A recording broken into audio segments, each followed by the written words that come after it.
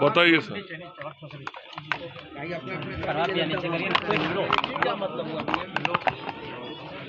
मंगल जी, महागठबंधन की जब सरकार थी उस वक्त बिहार में शराबबंदी लागू किया गया था, आप लोगों ने उसका समर्थन किया था, लेकिन तेजस्वी यादव अब चाहते हैं कि ताड़ी पर से प्रतिबंध हट जाए और जो जेल में बंद लोग हैं उन्हें रिहा किया जाए। देखिए, बहुत स्पष्टता के साथ कहना चाहूँगा कि संपूर्ण समाज की भलाई के लिए बिहार की महिलाओं ने जो मांग माननीय मुख्यमंत्री जी के समक्ष रखी थी, उस वक्त बिहार की सभी राजनीतिक पार्टियों ने सदन के अंदर जो प्रस्ताव सरकार की ओर से आया था उसका समर्थन किया था और उसी के आलोक में नियम भी बने थे। उस वक्त जब नियम बना था, प्रावधान बना था, तो आज जो तेजस्वी जी बोल रहे हैं वो उस वक्त सरकार के अंग थे। यदि वास्तव में उस समाज के बारे में उनको चिंता होती तो सरकार में रहते हुए उस विषय की चर्चा उस वक्त वो करती,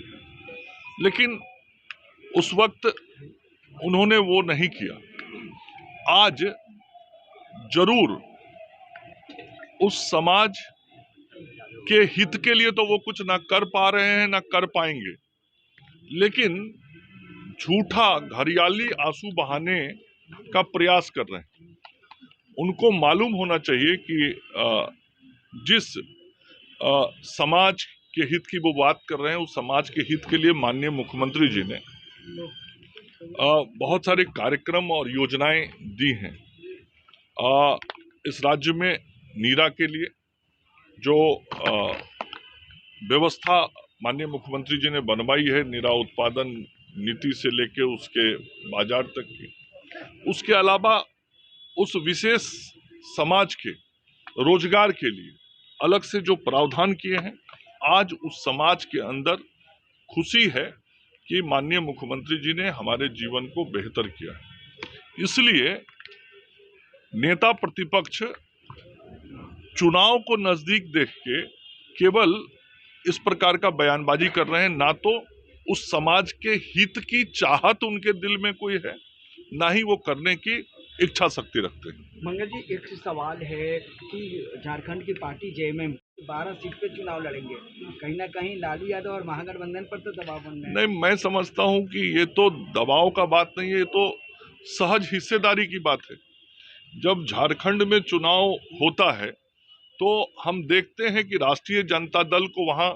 झारखंड मुक्ति मोर्चा बहुत ओपन माइंड और ओपन हार्ट के साथ, खुले दिल दिमाग के साथ अपने गठबंधन का साझीदार बना के और इनको सीट देता है, चुनाव लड़ने और लड़वाने में मदद करता है। तो गठबंधन धर्म तो यही कहता है कि यदि झारखंड में जेएमएम आरजेडी को साथ में लेके सीट देके चलता है तो बिहार में चुनाव में यदि वो कहते हैं कि हम सब महागठबंधन के अंग हैं, तो स्वाभाविक रूप से उनको साझीदार रखना चाहिए और साझीदार को हिस्सेदारी जो मिलनी चाहिए वो उनको देनी चाहिए। अब संख्या क्या हो नहीं हो वो तो उन लोगों का विषय है, लेकिन यदि ईमानदारी रखनी है तो ये करना चाहिए। लेकिन अभी तक का जो इतिहास रहा है वो इतिहास यही रहा है कि बिहार में जब जब चुनाव हुआ है, राष्ट्रीय जनता दल जिन दलों के साथ गठबंधन बनाया है उन दलों के साथ धोखाधड़ी ही किया है। अभी भी हमारे कुछ साथी उनके साथ सटे हुए हैं, उनको भी खुलेआम धोखा दिया। स्थिति ये हो गई थी कि प्रेस कॉन्फ्रेंस से उठ के उनको निकलना पड़ा था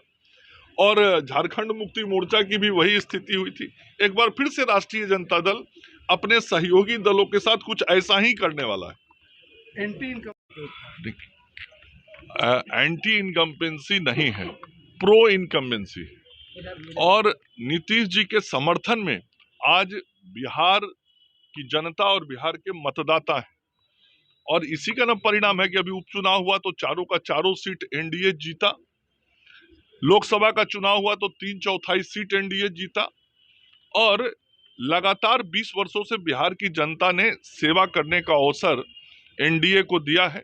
और आज एक बार फिर से नरेंद्र मोदी जी और नीतीश कुमार जी के नेतृत्व में बिहार की जनता बिहार की सरकार को सेवा करने के लिए अगला 5 साल और देने का मन बना चुकी है। ये उनको मालूम है। राजनीतिक रूप से बयान देने के लिए वो इस प्रकार की बातें करते हैं, ना तो वो कुछ कर सकते हैं इस राज्य के हित में, राज्य के विकास के लिए, ना उन्होंने किया 2 बार उनको उप मुख्यमंत्री के रूप में अवसर मिला तो, और ना ही बहुत लंबे समय तक उनके माता पिताजी का जो 15 वर्ष का कार्यकाल रहा, उस 15 वर्ष के कार्यकाल में राष्ट्रीय जनता दल ने इस बिहार के लिए कुछ भी किया सिवाय बिहार को बर्बाद करने का, बिहार की छवि को खराब करने का, बिहार की प्रतिष्ठा को धूमिल करने का, बिहार से रोजगार को समाप्त करने का, बिहार से शिक्षा और स्वास्थ्य व्यवस्थाओं को समाप्त करने का, यही तो उन लोगों ने किया है और बिहार की जनता ने इसको देखा है। इसलिए इनके भाषण दे देने से केवल बिहार की जनता का विश्वास उन पर नहीं बनने वाला।